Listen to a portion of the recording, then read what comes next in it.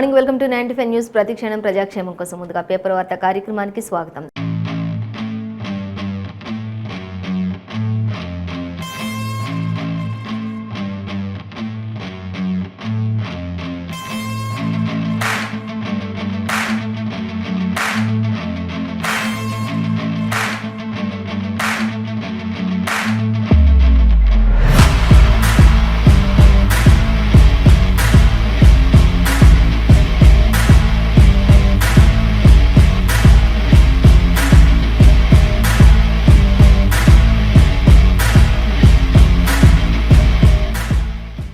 ఈరోజు మన ముందు నమస్తే తెలంగాణ, ఆంధ్రజ్యోతి, వెలుగు దినపత్రికలోని మరి ఏ దినపత్రికలో ఏ వార్తలు అనేది మనం మొదటిగా చూసుకున్నట్లయితే ఫస్ట్ వచ్చేసి మనం వెలుగు దినపత్రిక చూసుకుందాం.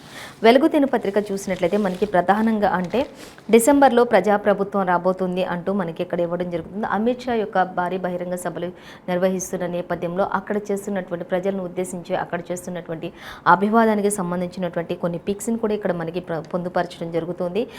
ఆ యొక్క పిక్స్లో ఈటెల రాజేందర్ రెడ్డి, కిషన్ రెడ్డి, అలాగే ఇంకా బండి సంజయ్, ఇవి అందరు కూడా ఇంకా ఇతరత్ర మంత్రులు, నేతలు అందరూ కూడా అక్కడ ఉన్నట్లుగా వారందరితో కలిసి ఆయన ఎంతో చక్కగా ప్రజలందరినీ ఉద్దేశించి ప్రసంగించారు. అలాగే ఆయన ప్రజలందరికీ కూడా అభివాదం చేస్తున్నటువంటి దృశ్యాన్ని మనకి ఇక్కడ క్లియర్గా మెన్షన్ చేశారు.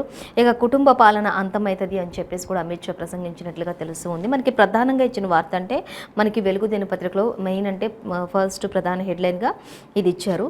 సో దానికి సంబంధించినటువంటి డీటెయిల్స్ కూడా మళ్ళీ చూద్దాం. అలాగే మరొక వార్త చూస్తే ఈసారి టఫ్ ఫైట్ ఉంటుంది అనేది కూడా మనకి ఇక్కడ క్లియర్గా మెన్షన్ చేశారు మరొక దగ్గర కూడా. సో దానికి సంబంధించి కూడా మనం చూసినట్లయితే వివిధ సంస్థల సర్వేల్లో వెల్లడైంది అంటూ కూడా ప్రతి ఒక్కరు కూడా ఈసారి మాత్రం చాలా టఫ్గా ఫైట్ చేస్తున్నట్లు. అంటే ఎవరి కాంగ్రెస్ చూడొచ్చు, ఇటు బీజేపీ చూడొచ్చు, అలాగే బీఆర్ఎస్ చూడొచ్చు, మూడు కూడా చాలా తీవ్రంగా అంటే గెలిపే ముఖ్యం అన్నట్లుగా గెలిపే లక్ష్యంగా ముందుకు దూసుకు వెళ్తున్నటువంటి చాలా పరిస్థితులు. ప్రతి ఒక్కరు కూడా ప్రతి పథకాన్ని కూడా అమలు చేస్తున్నారు. ముఖ్యంగా మహిళలను ఉద్దేశించి ఇలా రకరకాల ప్రయత్నాలతోటి ప్రతి ఒక్క పార్టీ కూడా చాలా ముందంజలో ఉన్నారు. ఎవ్వరూ అసలు ఏ పార్టీకి ఓటు వేయాలి అనేది కూడా ఆలోచించాల్సినటువంటి పరిస్థితి వచ్చింది. అంతటి టఫ్గా ఉంది. అంటే ప్రతి ఒక్కరు కూడా మంచి చేసుకుంటూ వెళ్తున్నారు. ప్రతి ఒక్కరు కూడా ప్రజలకి మంచి చేయాలి, ప్రజలకి మంచి మంచి పథకాలు అందించాలి, ఈ విధంగా చేయాలంటూ పార్టీ నేతలందరినీ ఉద్దేశించి దిశానిర్దేశం చేయడం, పార్టీ అధిష్టానాలు అన్నీ కూడా దగ్గరుండి ప్రజల్లో ప్రతి పార్టీ కూడా ప్రజలందరిలో కూడా మమేకమవుతూ తిరుగుతూ ఉన్నటువంటి పరిస్థితి అయితే మనం గమనించవచ్చు. సో మొత్తంగా అయితే ఎక్కడ చూసినా కూడా ఈ మూడు పార్టీలు మాత్రం ప్రధానంగా ఉన్నటువంటి బీఆర్ఎస్, బీజేపీ, కాంగ్రెస్, ఈ మూడు మాత్రం చాలా పోటాపోటీగా ఉన్నట్లు అనిపిస్తుంది. స్టార్టింగ్లో కొన్ని ఒక్క రకంగా కాంగ్రెస్ పని అయిపోయింది అనుకున్న టైంలో కూడా కాంగ్రెస్ ఒక్కసారిగా విజృంభించినటువంటి పరిస్థితి కూడా మనకు ఆల్రెడీ తెలిసిన విషయమే. ఒక్కసారిగా ఇప్పుడు మూడు కూడా పోటాపోటీగా ఉన్నాయి కాబట్టి కొన్ని వివిధ సంస్థలైనటువంటి వాటి సర్వేల్లో తేలింది ఏంటంటే మూడు పార్టీలు కూడా చాలా మరి దూకుడు మీద ఉన్నాయి కాబట్టి ఈసారి చాలా టఫ్ ఫైట్ ఉంటుంది మొత్తంగా అయితే అని చెప్పేసి ఇచ్చారు. సో మొత్తంగా అయితే ఇక చివరికి నిలబడి ఎవరనేది మాత్రం ఇంకా రిజల్ట్ వచ్చే వరకు కూడా తెలుసుకోలేనటువంటి పరిస్థితులు ఇప్పుడు ప్రజెంట్ సిచ్యువేషన్ ఉంది అంటూ కూడా మూడు పార్టీలు కూడా చాలా మరి నువ్వా నేనా అన్నటువంటి పోటాపోటీగా ఉన్నాయి అన్నట్లుగా మనకి ఇవ్వడం జరుగుతుంది. మరిన్ని డీటెయిల్స్ కూడా మనం చూద్దాం. అలాగే ఇంకా మనం చూస్తే కాంగ్రెస్, బీఆర్ఎస్, మజ్లిస్ ఒకే గూటి పక్షులు అంటూ కూడా అమిత్ షా కూడా చెప్పడం. ఇటు కాంగ్రెస్, బీఆర్ఎస్ ఒకే గూటి పక్షులు, మజ్లిస్ ఈ మూడు కూడా ఒకటే గూటి పక్షుల్లాగా ఉన్నాయంటూ కూడా మరి అమిత్ షా చెప్పడం జరుగుతుంది. కానీ కాంగ్రెస్ నేతలు కూడా చెప్తూ ఉన్నారు మరి ఇటు బీఆర్ఎస్ కావచ్చు, బీజేపీ కావచ్చు, రెండు కూడా ఒకటే గూటి పక్షులు అంటూ కూడా వాళ్ళు కూడా చెప్పడం జరుగుతుంది. సో మొత్తంగా ఏది చూసినా కూడా ఒకరిపై ఒకరు ఏం జరుగుతుందనేది తెలియదు. కానీ మొత్తంగా అయితే టఫ్ అయితే ఉంది ఈసారి అనేది మాత్రం మనకు క్లియర్గా అనిపిస్తుంది. సో అలాగే ఇక సీఎం కేసీఆర్ ప్రచార షెడ్యూల్ కూడా ఖరారు చేసేసినట్లుగా తెలుస్తుంది. ఇక ఆయన కూడా దూకుడు పెంచేశారు, ప్రజలందరితో మమేకం అవుతారు, అలాగే పార్టీ నేతలందరితో కూడా దిశానిర్దేశం చేశారు, వాళ్ళందరితో కలిసి భేటీ అయ్యారు. ఇంకా నెక్స్ట్ ఏమేం చేయాలి, ఎక్కడెక్కడ ఎలా ఉండబోతుంది ఏంటి అని ప్రతి ఒక్కటి కూడా క్లియర్ కట్ షెడ్యూల్ విడుదల చేశారు అనేది కూడా మనకి ఇక్కడ చెప్పడం జరుగుతుంది. సో దానికి సంబంధించి కూడా మనం చూద్దాం. అలాగే ఇక కోడుకు ముందు మాస్టర్ ప్లాన్ వేశారు. ఓపెన్ స్పేస్ జోన్లోని భూముల కన్వర్షన్ హెచ్ఎండిఏ ఆమోదం తెలిపినట్లుగా తెలుస్తుంది అంటూ కూడా మనకి ఇక్కడ ఇవ్వడం జరుగుతుంది. ఇంకా సో దానికి సంబంధించి డీటెయిల్స్ కూడా చూద్దాం. అలాగే మళ్ళీ అంబానీయే నంబర్ 1 అంటూ ఇచ్చారు. ఇండియాలో రిచెస్ట్ పర్సన్స్ ఎవరు అనే దానికి సంబంధించి కూడా ఇచ్చారు. మళ్ళీ అంబానీయే ఫస్ట్ ప్లేస్లో ఉన్నారు అనేది కూడా మనకి ఇక్కడ ఇచ్చారు. ఇక ఓట్ల చీలికతో ఫాయిదా ఎవరికి ఉంటుంది అంటే క్వశ్చన్ మార్క్ పెట్టారు. సో డీటెయిల్స్ చూద్దాం. ఇక జనవరి 6-7 తేదీల్లో గ్రూప్ 2 ఉండబోతుంది. అలాగే ఎగ్జామ్స్ రీషెడ్యూల్ చేసినటువంటి టీఎస్పీఎస్సీ అంటూ కూడా ఇచ్చారు. ఎలక్షన్స్ సమీపిస్తున్న నేపథ్యంలో నవంబర్లో ఉండాల్సినటువంటి గ్రూప్ 2 కావచ్చు, డిఎస్సి అదే నవంబర్ ఎండింగ్ సమయంలో కూడా అదే వీకెండ్లో ఉండాల్సినటువంటి డిఎస్సి ఎగ్జామ్ని కూడా రద్దు చేసేసారు. ఎందుకు అనేది చూసుకున్నట్లయితే ఎలక్షన్స్ సమీపిస్తున్న నేపథ్యంలోనే రద్దు చేశారు. అలాగే తిరిగి అవి మళ్ళీ జనవరి 6 లేదా 7 తేదీలో గ్రూప్ 2 ఉండబోతున్నాయి అంటూ కూడా టీఎస్పీఎస్సీ మళ్ళీ ప్రకటించింది. రీషెడ్యూల్ని రిలీజ్ చేసింది అన్నట్లుగా మనకి అక్కడ ఇచ్చారు. ఇంకా అప్పటి వరకు కూడా విద్యార్థులు అందరూ కూడా ఎగ్జామ్స్కి మరి ప్రిపరేషన్ కొనసాగించవచ్చు అంటూ కూడా మనకి ఇవ్వడం జరుగుతుంది. సో మొత్తంగా అయితే ఇంకా షెడ్యూల్ వచ్చేసింది కాబట్టి ఇంకా ఈ విషయంలో అయితే టీఎస్పీఎస్సీ కన్ఫామ్గా ఎగ్జామ్ షెడ్యూల్ని రిలీజ్ చేసేసారు కాబట్టి ఇబ్బంది ఏమీ లేదు అన్నట్లుగా విద్యార్థులందరూ కూడా తమ తమ ప్రిపరేషన్స్లో ఉండిపోయారు అనేది మనకి ఇవ్వడం జరుగుతుంది. సో మరొక వార్త చూద్దాం. ఇక మీకు మరచిపోలేని గుణపాఠం చెప్తామంటూ హమాస్కు ఇజ్రాయెల్ ప్రధాని వార్నింగ్ ఇచ్చినట్లుగా తెలుస్తుంది. నెతన్యాహు అంటూ కూడా మనకి ఇక్కడ ఇచ్చారు. మొత్తంగా అయితే వాళ్ళకి టైం కూడా ఇచ్చారు. మీరేం చేస్తారో చెయ్యండి, 2 days మీకు టైం, ఈలోపు మీరు మరి గాజా నుంచి వెళ్ళిపోవాలి, అక్కడ వరకు వెళ్ళిపోవాలి అంటూ కూడా ఇప్పటికే మరి ఇజ్రాయెల్ ప్రజలు గాజాకు వార్నింగ్ కూడా ఇచ్చారు. మీరు ఏం చేసినా సరే మీకు ఎంత టైం అనేది కూడా మెన్షన్ చేశారు. ఆ తర్వాత ఏం జరిగే పరిణామాలకి ఎవ్వరు కూడా బాధ్యత వహించలేరు అంటూ కూడా నాకు చెప్పినటువంటి పరిస్థితి జరుగుతుంది. హమాస్ ఒక్కసారిగా మరి గాజా మొత్తం అంతా కూడా ఇజ్రాయెల్ ప్రజలపై ఒక్కసారిగా మరి 20 minutesలో 5 రాకెట్ బుల్లెట్లను విసిరటం, ఇంకా రకరకాలటువంటి మిలిటెంట్లతోటి నానా రకాలుగా మరి మారణ హోమం అక్కడ చూపించినటువంటి పరిస్థితి, ఇంకా యుద్ధకాండను తలపించినటువంటి పరిస్థితిని అక్కడ చూపించారు. కానీ హమాస్కు ఒక్కటే చెప్తున్నారు, ఇజ్రాయెల్ సైన్యం మొత్తం కూడా మరి ఖచ్చితంగా వాళ్ళకి ప్రధాని వార్నింగ్ ఇచ్చారు. ఇజ్రాయెల్ దేశ ప్రధాని వార్నింగ్ ఇచ్చారు, ఖచ్చితంగా మీరు మర్చిపోలేని గుణపాఠం అయితే మీకు చెప్తామంటూ కూడా. అలాగే ఇక దానికి సంబంధించి ఇంకా మరిన్ని డీటెయిల్స్ కూడా చూద్దాం. ఇంకా మంత్రి శ్రీనివాస్ గౌడ్కు హైకోర్టులో ఊరట లభించింది అంటూ కూడా ఆయన ఎన్నిక చెల్లదంటూ దాఖలైనటువంటి పిటిషన్ కూడా కొట్టివేసినటువంటి బెంచ్ అంటూ కూడా మనకి ఇక్కడ ఇవ్వడం జరుగుతుంది. సో దీనికి సంబంధించినటువంటి మరిన్ని డీటెయిల్స్ కూడా మనం చూద్దాం. అలాగే ఫస్ట్ ఇప్పుడు మనం చూసుకున్నట్లయితే డిసెంబర్లో ప్రజాప్రభుత్వం అంటూ ఇచ్చారు. మజ్లిస్ కనుసన్నల్లోనే నడిచే ప్రభుత్వాన్ని ప్రజలు కోరుకుంటలేరు అంటూ కూడా చెప్పడం జరుగుతుంది. దానికి సంబంధించి కూడా మనం డీటెయిల్స్ చూద్దాం. అలాగే ఇంకా చూసినట్లయితే కుటుంబ పాలన అంతా కూడా అంతమవుతుంది అంటే అమిత్ షా ఇంకా ప్రసంగించడం స్టార్ట్ చేశారు. ఇక ఆధునిక రజాకార్ల నుంచి తెలంగాణను కాపాడేది ఒక్క బీజేపీ మాత్రమే అంటూ కూడా చెప్పడం జరుగుతుంది. అమిత్ షా ప్రసంగించినంతసేపు కూడా ప్రతి ఒక్కరు కూడా ఎంతో మరి సుదీర్ఘంగా ప్రతి ఒక్కరు కూడా ఎంతో ఆయన ఏం చెప్తారు అంటూ కూడా మరి ప్రతి ఒక్కరు కూడా ఎంతో ఉత్కంఠతో ఆసక్తితో ఎదురు చూసినటువంటి పరిస్థితి కూడా కొనసాగింది. అలాగే ఆదిలాబాద్లో బీజేపీలో జరిగినటువంటి జనగర్జన సభలో ఆయన ప్రతి ఒక్కటి కూడా క్షుణ్ణంగా వివరిస్తూ ఆయన ప్రసంగించారు. మజ్లిస్ గురించి, నెక్స్ట్ రాబోయే ప్రభుత్వం గురించి, అలాగే ఇప్పటి వరకు చేసినటువంటి పథకాల గురించి, అన్నిటి గురించి కూడా. ఇక అన్ని వర్గాల సంక్షేమం కోసం కేంద్రం పాటుపడుతూ ఉంది అంటూ కూడా చెప్తూ ఉన్నారు అమిత్ షా. అలాగే కేసీఆర్ ప్రభుత్వం కొడుకు కూతురు కోసమే పనిచేస్తోంది అంటూ కూడా చెప్తున్నారు. కానీ బీజేపీ మాత్రం అన్ని వర్గాల కోసం పనిచేస్తోంది. కేసీఆర్ కుటుంబ పాలన కోసం పనిచేస్తున్నారు. కొడుకు కూతురు, వారి కుటుంబ సభ్యులు, వారి బంధుమిత్రులు, ఇంతకు మించింది వేరే పాలన ఏది కూడా అక్కడ లేదు అంటూ కూడా ఆయన చెప్పడం జరుగుతుంది. కానీ బీజేపీకి మాత్రం కుటుంబ పాలన కాదు, ప్రజాపాలన కొనసాగిస్తుంది అంటూ కూడా అమిత్ షా ప్రసంగించడం జరుగుతుంది. సో అలాగే ఇంకా చూసినట్లయితే లిక్కర్, రైతు ఆత్మహత్యలు, నిరుద్యోగం, అవినీతిలోనే రాష్ట్రాన్ని నంబర్ 1 చేశారు సీఎం కేసీఆర్ అంటూ కూడా రాష్ట్రాన్ని గురించి కూడా ఆయన చెప్పడం జరుగుతుంది అమిత్ షా. అలాగే ఇంకా మనం చూసినట్లయితే కేసీఆర్ సర్కార్ జాగా చూపకపోవడం వల్లే గిరిజన వర్సిటీ ఆలస్యం అవుతూ ఉంది. కేసీఆర్ సర్కార్ ఇప్పుడు ఏదైతే ఉందో అది జాగాలు చూపించకపోవడం వల్ల గిరిజన వర్సిటీలు కూడా చాలా లేట్ అవుతుంది అంటూ కూడా అమిత్ షా చెప్పడం జరుగుతుంది. అలాగే ఇంకా మనం చూసి 50 ఏళ్ళు దేశాన్ని భ్రష్టు పట్టించినటువంటి కాంగ్రెస్ పని అయిపోయిందని చెప్పేసి కూడా ఆయన ఫైర్ అవుతున్నటువంటి పరిస్థితి. 50 ఏళ్ళు పాలించారు, ఆ టైంలో ఏం చేశారు, అంత భ్రష్టు పట్టించారు తప్ప ఏమైనా చేశారు అభివృద్ధి అంటూ కూడా కాంగ్రెస్ను ఉద్దేశించి కూడా ఆయన మాట్లాడుతున్నటువంటి పరిస్థితి. బీఆర్ఎస్ను ఉద్దేశించి మరి కుటుంబ పాలన, అటు కాంగ్రెస్ను ఉద్దేశించి భ్రష్టు పట్టించే పాలన అంటూ చెప్తున్నారు. ప్రజల కోసం పనిచేసే పార్టీ ఏదైనా ఉంది అంటే అది బీజేపీ మాత్రమే అంటూ కూడా అమిత్ షా ఎంతో మరి ఆదిలాబాద్లో జరిగినటువంటి బీజేపీ జనగర్జన సభలో అమిత్ షా మాట్లాడుతూ ఉన్నటువంటి పరిస్థితి. ఇంకా చూసినట్లయితే మన డీటెయిల్స్, ఇక కుటుంబ పాలన అంతమవుతుంది అంటూ అమిత్ షా చెప్పారు. ఆధునిక రజాకార్ల నుంచి తెలంగాణను కాపాడితే ఒక బీజేపీ మాత్రమే అంటూ కూడా ఆయన చెప్పడం జరుగుతూ ఉంది. అలాగే ఇంకా కాంగ్రెస్, బీఆర్ఎస్, మజ్లిస్ ఒకే గూటి పక్షులు అంటూ కూడా మరి తీవ్ర వ్యాఖ్యలు చేశారు అమిత్ షా. అలాగే ఎలాంటి పార్టీలు తెలంగాణకు అవసరం లేదు అంటూ కూడా అమిత్ షా చెప్పారు. బీఆర్ఎస్కు ఓ విధానం అంటూ లేదని కూడా ఆయన ఫైర్ అయినటువంటి పరిస్థితి. ఇక బీఆర్ఎస్ ఉందంటే దానికంటూ ఒక విధానం కానీ ఒక పరిస్థితి కానీ ఏదీ లేదు అంటూ కూడా చెప్తున్నారు. సికింద్రాబాద్లో మేధావుల సదస్సులో కూడా ఆయన పాల్గొన్నారు అనేది కూడా మనకి ఇక్కడ అమిత్ షా గురించి ఇచ్చారు. ఇంకా ఆదిలాబాద్లో జరిగినటువంటి జనగర్జన సభ ముగించుకున్న తర్వాత మళ్ళీ సికింద్రాబాద్లోని ఆయన మరి మేధావుల సదస్సులో కూడా ఆయన పాల్గొన్నారు. అక్కడ కూడా ప్రజలందరినీ ఉద్దేశించి ఇంకా బీఆర్ఎస్ పార్టీని ఉద్దేశించి అలాగే కాంగ్రెస్ పార్టీని ఉద్దేశించి కూడా అమిత్ షా మాట్లాడినటువంటి పరిస్థితి మనం గమనించవచ్చు. అలాగే ఇంకా మరొక వార్త మనం చూసినట్లయితే ఇక ఈసారి టఫ్ ఫైట్ అంటూ కూడా మనకి ఇవ్వడం జరుగుతుంది. వివిధ సంస్థలు సర్వేల్లో వెల్లడించినటువంటి విషయం ఇది అంటూ ఇచ్చారు. బీఆర్ఎస్ కాంగ్రెస్ మధ్య పోటీ, కాంగ్రెస్ వైపు కాస్త మొగ్గు అంటూ కూడా మనకి ఇక్కడ ఇవ్వడం జరుగుతుంది.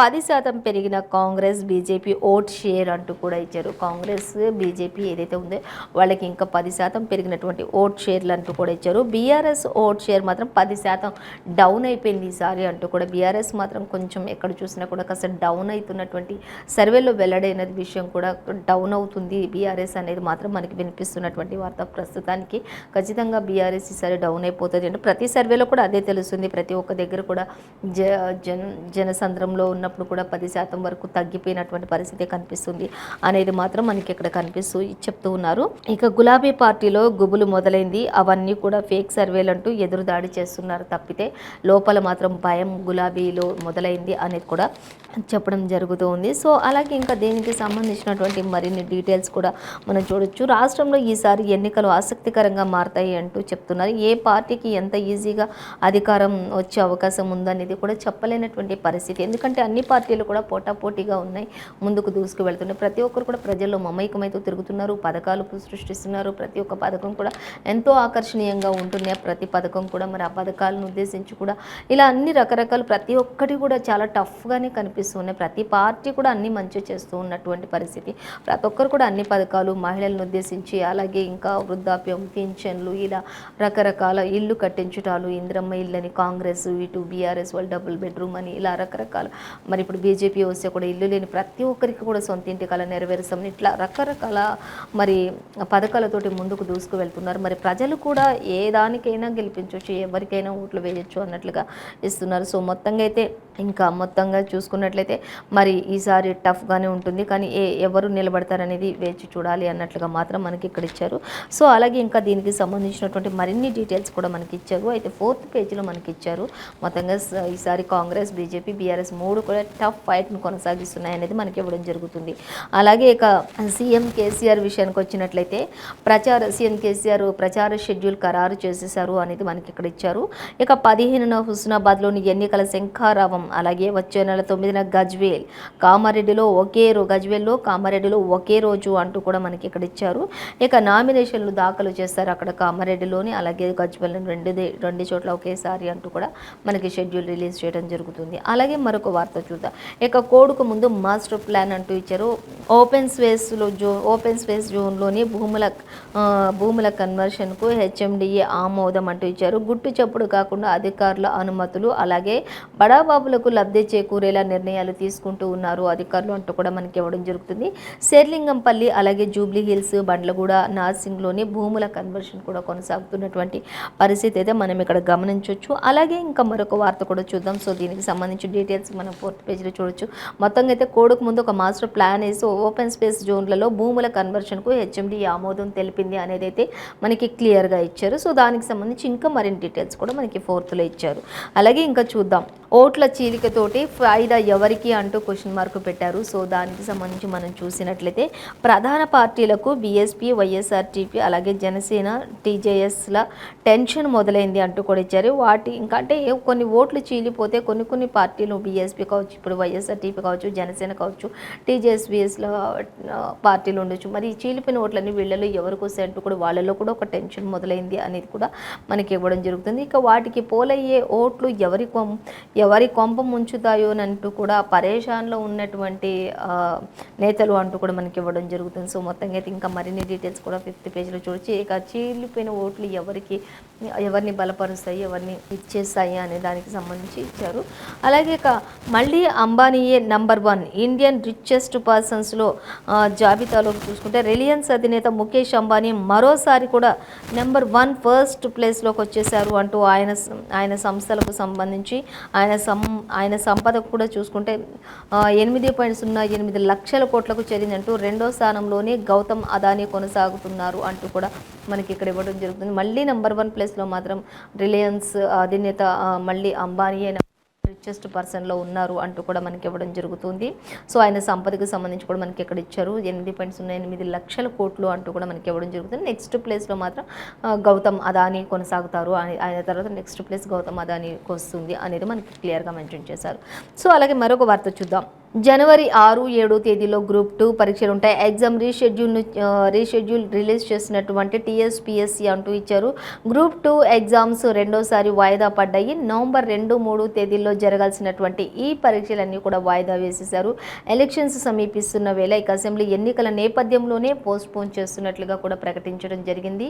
అలాగే ఇప్పుడు నెక్స్ట్ జరగబోయే మళ్ళీ ఈ ఎగ్జామ్స్ ఎప్పుడు ఉన్నాయంటే మరి 2024 జనవరి 6, 7 తేదీల్లో మాత్రం గ్రూప్ 2 ఉండబోతాయి అనేది కూడా మళ్ళీ న్యూ ఇయర్లో ఉండబోతున్నాయి. 6, 7 తేదీల్లో జనవరిలో అంటూ ప్రశాంతంగా అప్పుడు ఈ అసెంబ్లీ ఎన్నికలు ఇవన్నీ కూడా ముగిసిపోతాయి. ఆల్రెడీ రిజల్ట్ కూడా అప్పటికి ప్రకటించేస్తారు. అన్నీ అయిపోతాయి కాబట్టి నెక్స్ట్ ఎగ్జామ్స్ వరకు ఇంకా ఎటువంటి అవాంఛనీయ ఘటనలు జరగకుండా ఎటువంటివి కూడా జరగకుండా మరి అన్ని జాగ్రత్తలతోటి ప్రతి ఒక్కరు కూడా మరి క్షుణ్ణంగా మరి నీట్గా అంతా కూడా సమర్థవంతంగా జరుగుతుంది అనే ఉద్దేశంతో ఈ ఎలక్షన్ మూమెంట్లో వద్దు అని ఎన్నికల నేపథ్యంలో వద్దు అని జనవరిలోకి మార్చారు అనేది కూడా మనకి క్లియర్గా మెన్షన్ చేశారు. సో అలాగే ఇంకా దీనికి సంబంధించి కూడా మరి స్టడీ పేపర్లో కూడా చూడొచ్చు, 2nd పేజీలో చూడొచ్చు అనేది మనకి క్లియర్గా మెన్షన్ చేశారు.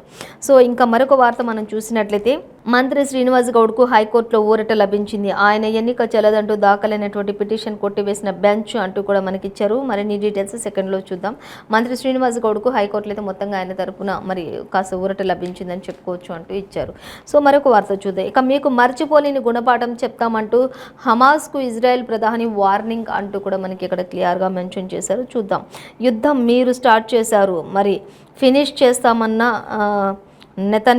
నెతన్యాహు అంటూ కూడా ఇచ్చారు. యుద్ధం స్టార్ట్ చేసింది మాత్రం హమాస్ వాళ్ళు. అసలు ఇజ్రాయెల్ ప్రజలు ఎవరు కానీ యుద్ధ వాతావరణం చేపట్టాలనే ఉద్దేశం కానీ అలాంటిది ఏమీ లేకుండా ఉన్నారు. కానీ హమాస్ వాళ్ళు వచ్చి యుద్ధం స్టార్ట్ చేశారు కాబట్టి ఇక ముగించడం అనేది మా చేతిలో పనుంది అంటూ కూడా మరి ఆ దేశ ప్రధాని ఇజ్రాయెల్ దేశ ప్రధాని మాట్లాడుతున్నటువంటి పరిస్థితి. అలాగే మీరు స్టార్ట్ చేశారు కదా, ఫినిష్ మేం చేస్తామంటున్నటువంటి నెతన్యాహు అంటూ కూడా ఇచ్చారు.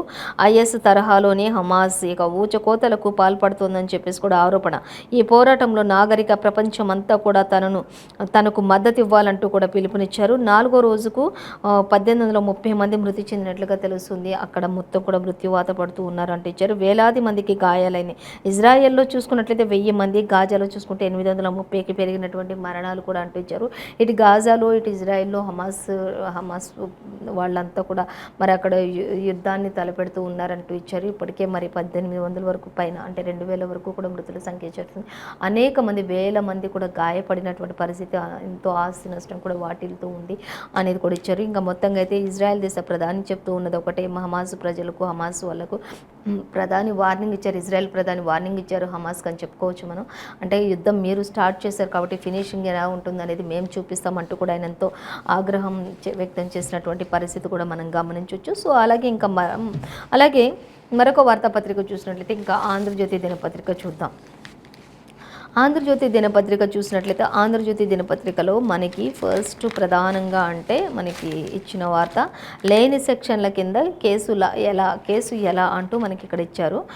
అవినీతి నిరోధక చట్టంలోని 13 లేదు కదా అంటూ ఎప్పుడో జరిగిపోయినటువంటి ఘటనపై ఇప్పుడు ఎఫ్ఐఆర్ 17(a)కి గత కాలానికి కూడా వర్తించదా అంటూ స్కిల్ డెవలప్మెంట్లో స్కిల్ కేసులో సుప్రీం ధర్మాసనం ప్రశ్నలు అడిగింది. ఈ కేసులో గవర్నర్ అనుమతి తప్పనిసరిగా ఉండాలి.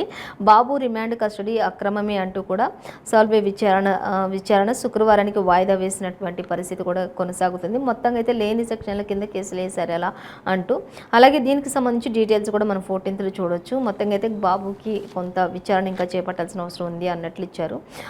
గ్రూప్ 2 మళ్ళీ వాయిదా వేశారు అంటూ ఇచ్చారు. ఎన్నికల షెడ్యూల్ కారణంగా సిబ్బందిని సర్దలేమన్నటువంటి కలెక్టరు జనవరి 6-7 తేదీల్లో నిర్వహణకు వెల్లడించినటువంటి టీఎస్పీఎస్సీ కార్యదర్శి. మొత్తంగా అయితే ఇప్పుడు ఎన్నికలు సమీపిస్తున్న వేళ ఇంకా మరి అక్కడ ఉన్నటువంటి సిబ్బందిని కూడా మరి మొత్తం కూడా కవర్ చేయలేం కాబట్టి సిబ్బంది అంత ఎక్కువగా లేరు కాబట్టి మొత్తం కూడా ఇప్పుడు ఉన్నటువంటి ఎగ్జామ్స్ అన్ని రద్దు చేసేసి జనవరిలో పెట్టుకుంటే బెటర్ అని జనవరి 6-7 తేదీల్లో పెట్టుకున్నట్లుగా గ్రూప్ 2 మళ్ళీ టీఎస్పీఎస్సీ రీషెడ్యూల్ని రిలీజ్ చేసేసింది అనేది మనం ఆల్రెడీ చెప్పుకున్నాం. సో అది మనకి యాజ్ ఇట్ ఈస్గా ఇక్కడ కూడా మనకి ఆంధ్రజ్యోతిలో కూడా అదే ఇచ్చారు. ఇక రింగ్ రోడ్డు ప్రశ్న ఒక్కటే అంటూ మనకి ఇవ్వడం జరుగుతుంది. సంబంధం లేని ప్రశ్నలు 49 అడిగారు అంటే ఎఫ్సిఐడి విచారణ తీరుపై లోకేష్ వ్యాఖ్యలు చేశారు. మొత్తంగా అయితే లోకేష్ను కూడా ఏడీ అధికారులు మరి అలాగే మొత్తం కూడా ఆయనను క్వశ్చనించినట్టు 50 ప్రశ్నలకు సమాధానం చెప్పి 50 ప్రశ్నలు అడిగినట్లుగా తెలుస్తుంది. ఆ 50 ప్రశ్నలు 49 ప్రశ్నలు మొత్తం కూడా గూగుల్లో సెర్చ్ చేసుకుంటే దొరికే ప్రశ్నలే ఉన్నాయి తప్పితే ఒక్కటి కూడా మరి సంబంధించిన ప్రశ్న లేదు అంటూ కూడా ఆయన మళ్ళీ ఇంకా రేపు విచారణకు వాయిదా వేస్తున్నాం అన్నప్పుడు రేపటిదాకా ఎందుకు ఏమైనా ఉంటే ఇప్పుడే అడగండి అంటూ కూడా నేను చెప్పాను అంటూ కూడా లోకేష్ చెప్పడం జరుగుతుంది. ప్రతి ప్రశ్నకు అన్ని గూగుల్లో ఉన్న వాటిని అడిగారు తప్పితే ఏదైనా కూడా మరి సంబంధం ఉన్న ప్రశ్న ఒక్కటి కూడా అడగలేదు. కావాల్సి చేస్తున్నటువంటి ప్రశ్నలే ఇవన్నీ కూడా అంటూ కూడా ఆయన చెప్తూ ఉన్నటువంటి పరిస్థితి. సో అలాగే మరొక వార్త చూద్దాం. ఇక రైతు ఆత్మహత్యలు అవినీతి అక్రమాల్లో తెలంగాణ నంబర్ 1గా ఉంది అంటూ అమిత్ షా ఆదిలాబాద్లో జరిగినటువంటి జనగర్జన సభలో ప్రసంగిస్తూ ఉన్నప్పుడు ఆయన చెప్పినటువంటి విషయం. ఇంకా ఇప్పుడు తెలంగాణ రాష్ట్రంలో నడుస్తున్నది ఏంటంటే రైతుల ఆత్మహత్యలు, నిరుద్యోగము, ఇంకా అవినీతి, అలాగే లిక్కర్ స్కాములు ఇవే ఎక్కువగా జరుగుతున్నాయి. మొత్తంగా అక్కడ తెలంగాణ రాష్ట్ర ప్రభుత్వంలో జరుగుతున్న పరిపాలన ఏదైనా ఉంది అంటే అది కుటుంబ పరిపాలన మాత్రమే. అది కూడా కేసీఆర్ కుటుంబం మాత్రమే. కేసీఆర్ కూతురు, కొడుకు, అలాగే వారి కుటుంబ సభ్యులు, బంధుమిత్రులు, ఇదే వారి కుటుంబ పాలన తెలంగాణ రాష్ట్రంలో. ఇంకా లిక్కర్ స్కామ్లు, అలాగే ఇంకా అవినీతులు, నిరుద్యోగ భృతులు, అలాగే ఇంకా చూసుకుంటే రైతుల యొక్క ఆత్మహత్యలు ఇవే జరుగుతున్నాయి. కానీ ఒక ప్రజల కోసం మరి ఇంకా పనిచేస్తున్నది ఏదైనా ఒక పార్టీ ఉందంటే అది బీజేపీ పార్టీ మాత్రమే. కుటుంబ పాలన లేకుండా ప్రజల కోసం పాలించే పార్టీ అంటే ఒక బీజేపీ పార్టీ మాత్రమే. అటు కాంగ్రెస్ పార్టీ కూడా చూసుకుంటే 50 ఏళ్ళు పరిపాలించింది, భ్రష్టు పట్టించి వదిలేసింది దేశాన్ని, రాష్ట్రాన్ని అంటూ కూడా చెప్తూ ఉన్నటువంటి పరిస్థితి. మొత్తంగా అయితే అక్కడ జనాల్ని ఉద్దేశించి, అక్కడ ప్రజలందరినీ ఉద్దేశించి అమిత్ షా అక్కడ అంతా కూడా ప్రసంగించడం అయిపోయిన తర్వాత మళ్ళీ ఆయన మరి మేధావుల సదస్సులో కూడా సికింద్రాబాద్ వచ్చి మేధావుల సదస్సులో కూడా ఆయన పాల్గొన్నారు. అక్కడ కూడా మాట్లాడినటువంటి పరిస్థితి కొనసాగుతూ ఉంది. సో మొత్తంగా ఆయన ఏం మాట్లాడారు అనేది కూడా చూస్తే అన్ని రంగాల్లో కూడా ప్రజలకు అవస్థలే ఉన్నాయంటూ కేసీఆర్ 10 ఏళ్ల పాలనలో రాష్ట్రం అప్పుల పాలైంది తప్పితే అంతకు మించి ఇంకొకటి ఏది జరగలేదు అంటూ కూడా చెప్తున్నారు. ఇంకా ధ్యాస అంతా కొడుకును సీఎం చేయడం పైనే ఉంది తప్పితే సీఎంకి ఇంకొక వేరే ఆశ ఏదీ లేదు. ఇప్పుడు ప్రజెంట్ సిచ్యువేషన్ అయితే ఏం చేసైనా కొడుకుని సీఎంని చేయాలని చెప్పి చూస్తున్నాడు కేసీఆర్ అంటూ కూడా అమిత్ షా ధ్వజమెత్తినటువంటి పరిస్థితి మనం గమనించవచ్చు. అలాగే ఆయన వల్లే కృష్ణా జలాల జగడం కూడా జటిలమైపోయింది అంటూ కూడా అసలు ఆయన వల్లే ఈ కృష్ణా జలాల జగడాలు కూడా మొదలయ్యాయి అంటూ కూడా మనకి ఇవ్వడం జరుగుతుంది. సో దానికి సంబంధించి కూడా మనం చూడొచ్చు. అలాగే ఇంకా మనం చూసే డిసెంబర్ 3న వచ్చేది బీజేపీ సర్కారే అంటూ కూడా అంటే ఈ ఎన్నికలు కంప్లీట్ అయిన తర్వాత నవంబర్లో, ఆ తర్వాత రిజల్ట్ వచ్చేది కూడా డిసెంబర్ 3న. కాబట్టి డిసెంబర్ 3న తర్వాత అధికారంలోకి వచ్చే పార్టీ ఖచ్చితంగా ఏదైనా ఉందంటే అది బీజేపీ పార్టీ అంటూ కూడా ఎంతో ధీమా వ్యక్తం చేస్తూ కన్ఫామ్గా చెప్తూ ఉన్నటువంటి పరిస్థితి మనం ఇక్కడ గమనించవచ్చు. అలాగే ఇంకా చూస్తే అధికారంలోకి రాగానే సెప్టెంబర్ 17న అధికారికంగా విమోచన దినోత్సవం ఉంటుంది. ఆదిలాబాద్ సభలో అమిత్ అన్ని విషయాల గురించి ఆయన వెల్లడించినటువంటి పరిస్థితి కొనసాగుతుంది. ఇక కేసీఆర్ను ఎన్డీఏలోకి రానివ్వమంటూ కూడా ఇక్కడ మరొక వార్త కూడా ఇచ్చారు ఆంధ్రజ్యోతిలో. చూద్దాం. ఆయన పార్టీకి సిద్ధాంతాలు లేవు, మజ్లిస్ దోస్తులు మాకొద్దు అంటూ కూడా, మేము కోరుకోవట్లేదు అంటూ కూడా, మేము సీఎం చేయడం కుదరదు అంటూ కూడా, కాపాడడమే మేము మజ్లిస్ నుంచి కాపాడడమే లక్ష్యంగా పెట్టుకున్నాం. కాంగ్రెస్ లేదు, కేసీఆర్ లేడు, ఎవరూ లేరు. మేధావుల భేటీలోని అమిత్ షా అనేక విషయాలు వెల్లడించారు. కాంగ్రెస్ లేదు, కేసీఆర్ లేదు, ఎవరూ లేరు, వచ్చేది బీజేపీ అంటూ కూడా ఆయన మేధావుల సదస్సులో కూడా మాట్లాడినటువంటి పరిస్థితి మనం గమనించవచ్చు. అయితే కేసీఆర్కు ఆయన కొడుకు ఏం చేస్తుండో కూడా తెలియదు అన్నట్లుగా ఇచ్చారు. మాకు భయంగా ఉంది, కేసీఆర్ ఆయన కొడుకు ఇద్దరు కలిసి ఏం చేస్తారు అంటూ మాకు భయంగా ఉందంటూ ముఖ్యమంత్రిని చూపించండి అంటూ కేసీఆర్ నా గురువు అంటూ ఆయన దగ్గరే భాష నేర్చుకున్నా అంటూ కూడా బండి సంజయ్ వ్యాఖ్యలు చేశారు. మరి కేసీఆర్ను ఆయన కొడుకు ఏం చేస్తుండో ఏం సంగతో తెలియదు. కేసీఆర్ని మాకు చూపియండి ఒక్కసారి, కేసీఆర్ నా గురువు, నేను ఆయన దగ్గరే కొన్ని భాషలు నేర్చుకున్నా అంటూ కూడా బండి సంజయ్ కూడా ఎద్దేవా చేస్తూ మాట్లాడుతున్నటువంటి పరిస్థితి మనం ఇక్కడ గమనించవచ్చు. మొత్తంగా అయితే కేసీఆర్కు కొన్ని రోజులుగా ఛాతీ ఇన్ఫెక్షన్ అయిన విషయం ఆల్రెడీ అందరికీ తెలుసు. ఇంకా ఆయన ఇప్పుడు కోలుకున్నారు, పూర్తిగా స్వస్థత జరిగింది ఆయనకి. ఆ తర్వాత అస్వస్థత నుంచి ఆయన కోలుకున్నారు. మొత్తంగా ఇప్పుడు సంపూర్ణ ఆరోగ్యంగా ఉన్నారు. ఇంక ఇప్పుడు ఆయన మొత్తంగా అయితే బయటకు వచ్చేసారు, అందరితో భేటీ అవుతూ ఉన్నారు. ఇంకా పార్టీలో ఇంకా ఆయన షెడ్యూల్ కూడా ఖరారు చేసేసారు. ఆయన ఎక్కడెక్కడ మరి వెళ్ళాలి, ఎక్కడెక్కడ ప్రసంగించాలి, అవన్నీ కూడా షెడ్యూల్ కూడా ఖరారు చేసేసినటువంటి పరిస్థితి. అలాగే ఇంకా మరొక వార్త చూద్దాం. ఇక రైతు ఆత్మహత్యల్లో నంబర్ 1 అబద్ధం అంటూ కేటీఆర్ చెప్తూ ఉన్నటువంటి పరిస్థితి చూద్దాం. అది చూసినట్లయితే అమిత్ షా స్థాయి వ్యక్తికి ఇది తగదు అంటూ కూడా ఇచ్చారు. అభివృద్ధిలో తెలంగాణకు సాటి ఏముంది అసలు అంటూ కూడా మనకి కేటీఆర్ క్వశ్చన్ చేస్తున్నారు. రాష్ట్రానికి ఇచ్చినవి చెప్పి ఓట్లు అడుగు అంటూ కేటీఆర్ చెప్పినావు. నువ్వు రాష్ట్రానికి అసలు ఏమి ఇచ్చినావో చెప్పిన తర్వాత ఓట్లు అడుగు అంటూ అమిత్ షాకు మరి ప్రతి సవాల్ విసురుతున్నటువంటి పరిస్థితి కేటీఆర్. ఇప్పుడు ఇంతవరకు అన్ని రైతు ఆత్మహత్యలు నంబర్ 1 ఉంది అని చెప్తున్నావు కదా, అవన్నీ కూడా అబద్ధాలు. అమిత్ షా నీ స్థాయికి మించి మాట్లాడుతున్నా. అసలు నువ్వు రాష్ట్రానికి ఏమి ఇచ్చినావో అది చెప్పి ఓట్లు అడుగు, అది చెప్పకుండా ఓట్లు అడిగే అర్హత నీకు లేదు అంటూ కూడా కేటీఆర్ కడాకంచుగా చెప్తూ ఉన్నటువంటి పరిస్థితి కూడా మనం ఇక్కడ గమనించవచ్చు. సో అలాగే మరొక వార్త చూద్దాం. జనగామ బీఆర్ఎస్ టికెట్ పల్లాకే అంటూ కూడా ఇచ్చారు. ముత్తిరెడ్డితో సయోధ్య కుదిరించినటువంటి కేటీఆర్ నియోజకవర్గ ముఖ్య నేతలతోటి భేటీ 16న సభ సక్సెస్ చేయాలని కూడా సూచించారు అనేది కూడా మనకి ఇక్కడ క్లియర్గా మెన్షన్ చేశారు. సో మొత్తంగా అయితే మనకి ఈరోజు ఏ పేపర్లో చూసినా కూడా, ఎక్కడ చూసినా కూడా మనకి ఈరోజు అయితే ఇంకా ఈసారి టఫ్ ఫైట్ ఉంటుంది. బీఆర్ఎస్, బీజేపీ అండ్ కాంగ్రెస్ 3 కూడా మరి ప్రజల్లోకి దూసుకు వెళ్తున్నాయి కాబట్టి చాలా టఫ్గా ఉంటుంది ఓటర్లకు కూడా అంటూ మనకి ఇవ్వడం జరుగుతుంది. అలాగే ఇక ఆదిలాబాద్లో అమిత్ షా ప్రసంగం, ఇవన్నీ కూడా యాజ్టీస్గా ప్రతి న్యూస్ కూడా మనకి యాజ్టీస్గా ఇచ్చారు. సో ఇదండి ఇవాళ పేపర్ వార్త కార్యక్రమాన్ని విశేషాలు. మరో పేపర్ వార్త కార్యక్రమంతో మళ్ళీ రేపు కలుసుకుందాం. అంతవరకు చూస్తూనే ఉండండి 95 న్యూస్.